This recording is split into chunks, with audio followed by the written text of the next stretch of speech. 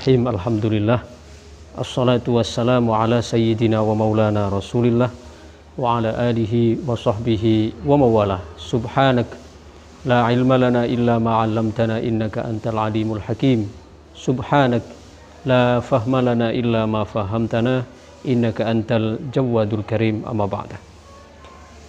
Yaqulu subhanahu wa ta'ala fi kitabihil karim. A'udzu billahi minasyaitonir rajim.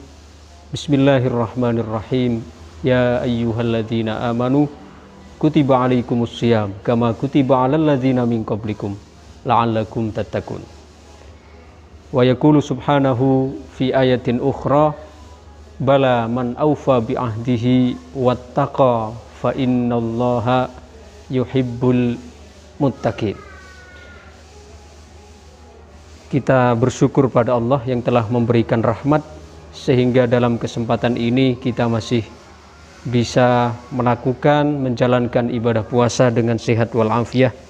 Mudah-mudahan kita bisa menjalankan ibadah puasa ini dengan optimal sehingga puasa yang kita jalankan ini betul-betul puasa yang menghantarkan kepada ketakwaan. Amin amin ya rabbal alamin. Para ahbab yang dirahmati Allah, pada halaqah sebelumnya telah kita bahas bersama bahwa tujuan utama dari puasa Ramadan dan puasa secara umum adalah untuk membentuk jiwa yang bertakwa.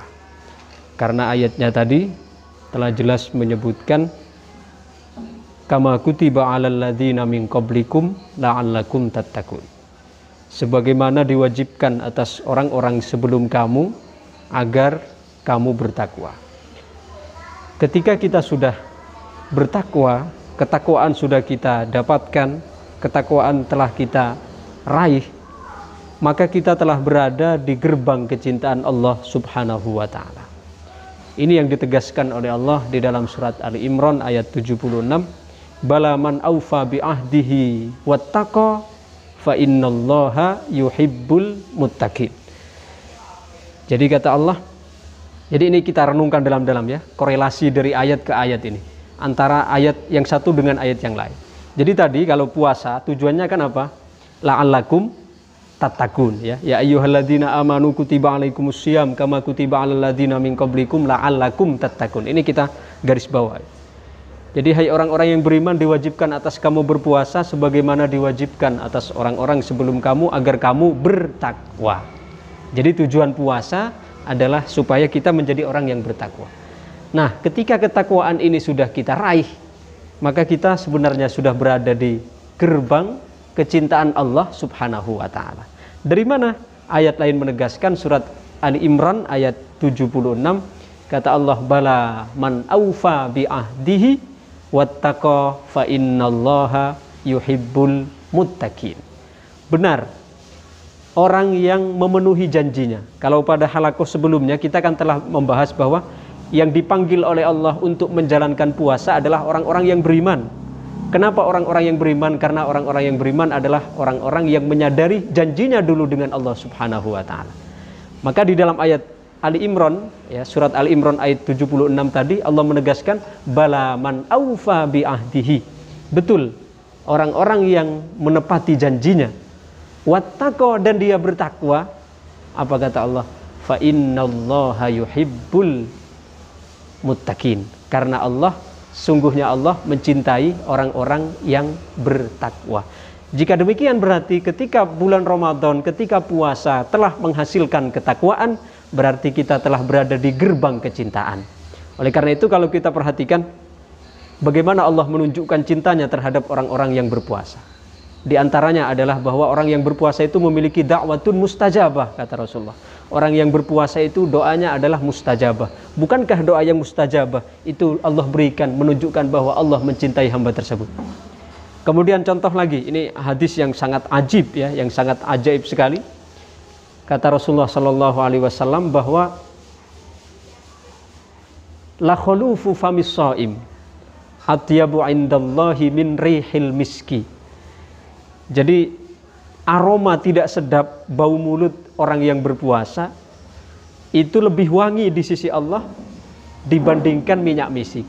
Nah, ini kan hadis ini unik ya, sangat unik sekali. Coba perhatikan.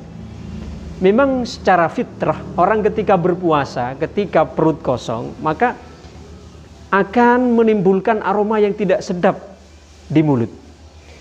Di dalam pandangan manusia, maka orang-orang yang berdekatan, terutama setelah tengah hari ya, sampai sore sampai malam itu, orang yang ada di dekatnya tentu akan merasa tidak nyaman karena aroma yang keluar tidak sedap.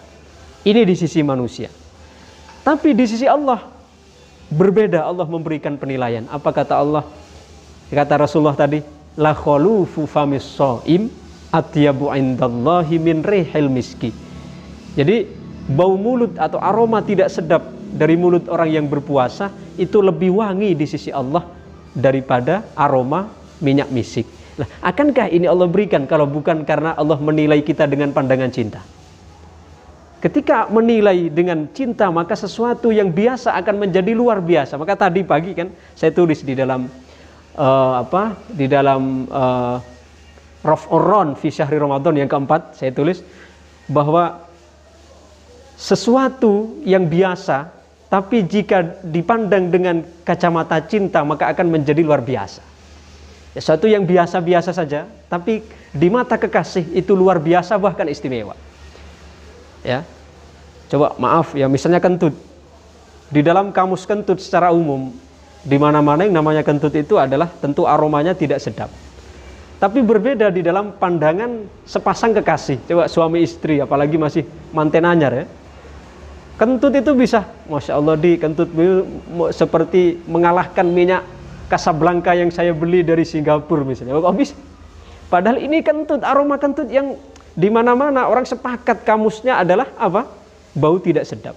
Tapi di mata seorang kekasih justru ya memiliki aroma yang harum bagi sepasang kasih. Nah, coba perhatikan Allah Subhanahu wa taala. Bau mulut orang-orang yang berpuasa walaupun di dalam pandangan manusia pada umumnya itu adalah aroma yang tidak sedap, akan tetapi dalam pandangan Allah Subhanahu wa taala adalah lebih harum, kata Kanjeng Nabi, dibandingkan dengan aroma misik. Itu Allah berikan karena Allah memandang kita semua orang-orang yang berpuasa dengan pandangan cinta.